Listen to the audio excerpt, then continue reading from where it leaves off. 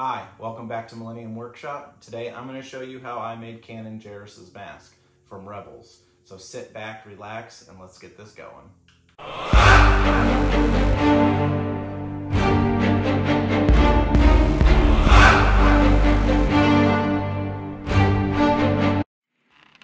Alright, so right off the bat what we're going to be doing is we're going to be loading our file into G2 Box. I'm doing this entire mask with resin. The file came from JEDHA Workshop. These are phenomenal files. The detailing of the wood back part of the mask is absolutely amazingly detailed. You're going to notice that I'm going to scale these up to about 105. The original file size was just a hair bit too small for the size of my head. My head is a circumference of 24 inches, so the 105 really fit perfect.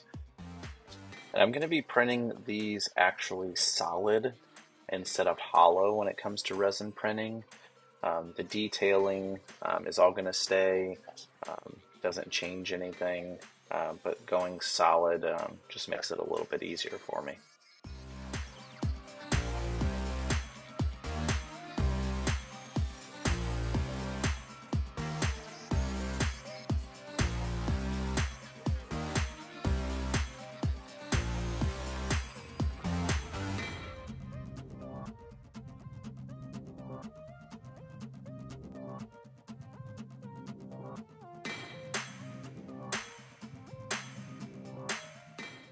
So now our file has grown in our resin printer.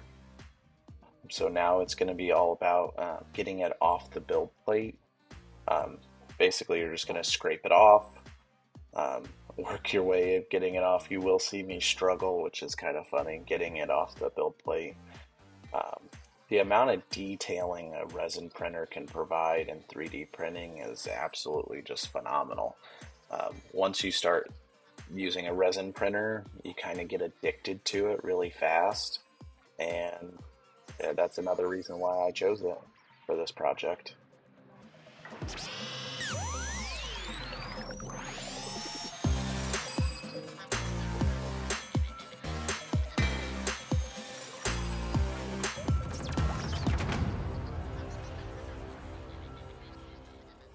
Now the resin that I'm using is from Elegoo. It's the water washable, so you're gonna just see me dunking it in water. It makes it super easy to clean, and after we get it fully cleaned and wiped off and let it dry, we're gonna move over to curing. Curing resin, we use a UV light, harden the actual resin itself. And it's just so much fun to sit there and just watch it spin and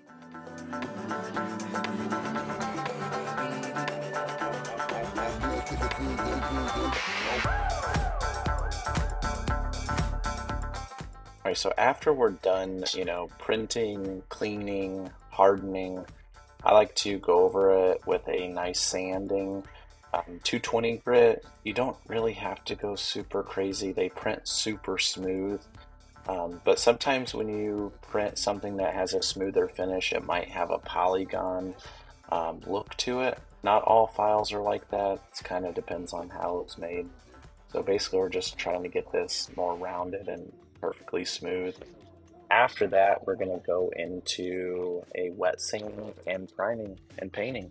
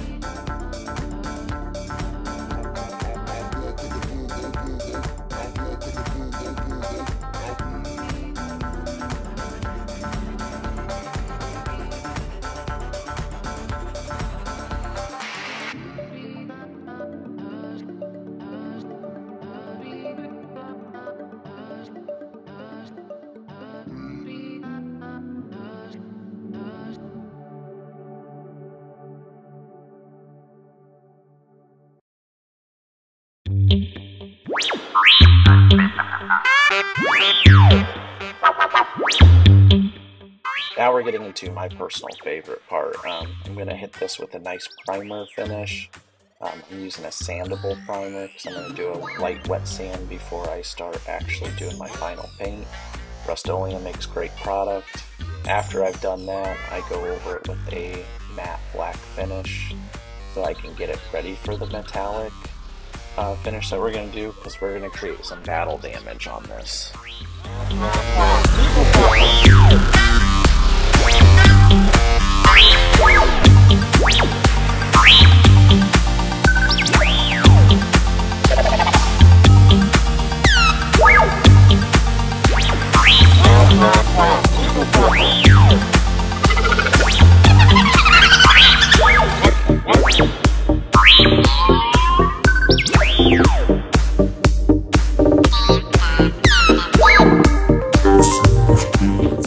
For the wood part, what I'm going to be using is a camo base paint, just a lighter brown tan color, because I feel like once you actually do a brown wash, it looks a little bit more like wood.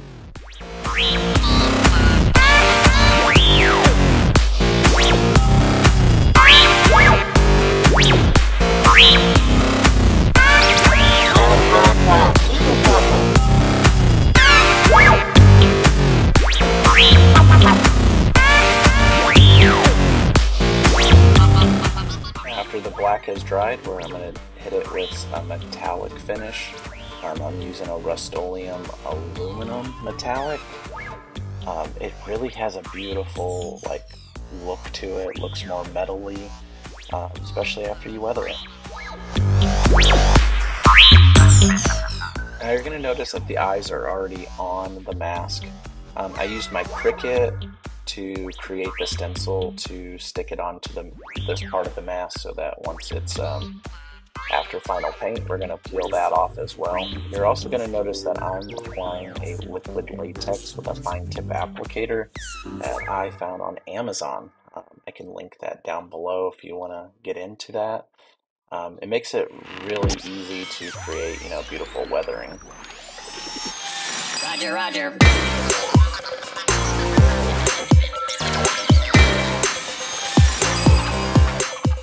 Now for KANAN JARRUS' mask, you can use any kind of green. I did choose a Rust-Oleum color that I thought was the best for the way I wanted to make this. But you could go darker, you could go lighter. You can really do anything when it comes to prop making. That's one of my favorite things about making stuff, is you get to do whatever you want. Now it's time to, do a little bit of weathering on the metal, at least knobs on the side. I'm using a lamp black oil paint.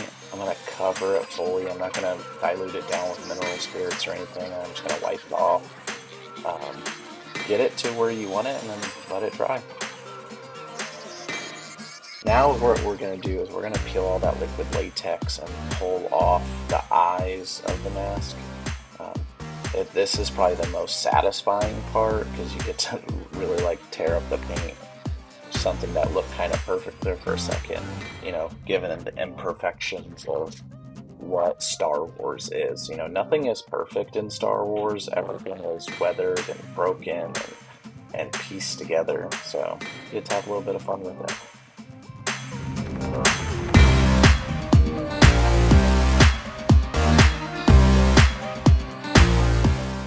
now what we're going to do is we're going to do a wash, a brown wash. I'm using raw umber, very watered down. I'm just going to coat the entire part and then I'm going to wipe it off. Felt like this really gave it a really good like wood finish. Not really sure 100% what it is in Rebels, but it definitely gives a nice wood vibe, and the color that it turned out by taking that lighter color undertone and putting that darker over it and wiping it off really staining that color to really make it pop.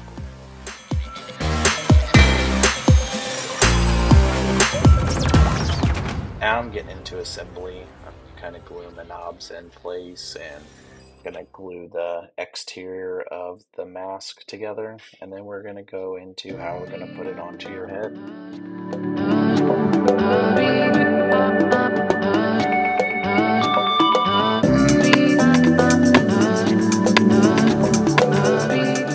I'm using an elastic strap that I measured out for my head, and then what I'm gonna do is I'm gonna hot glue it on to where I think it'd be the most comfortable.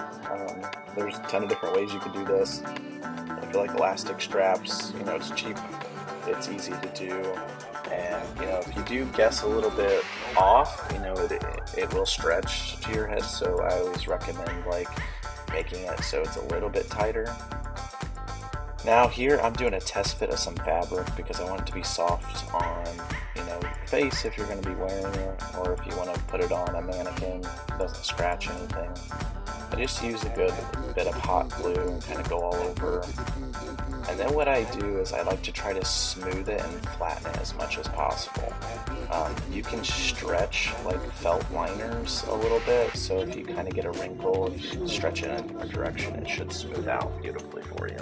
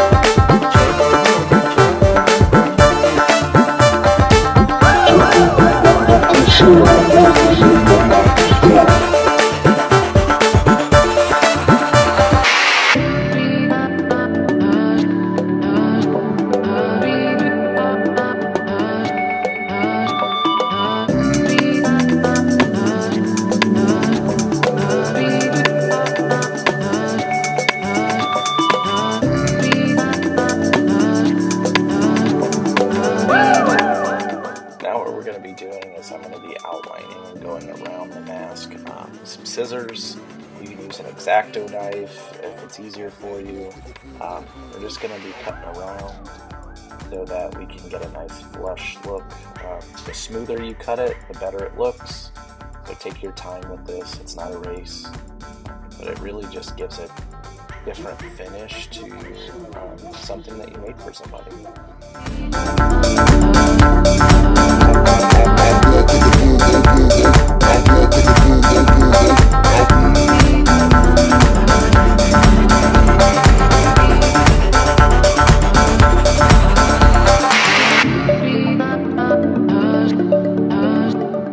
Now it's time for our final part, which is gluing the exterior of the mask to the wood. I just used a normal super glue with an activator. You can get it on Amazon. It really just makes it dry faster. Just be careful when it comes to certain paints. I would recommend testing the activator on the paint that you're using prior to using it, because it can almost like reactivate the paint and make it soft.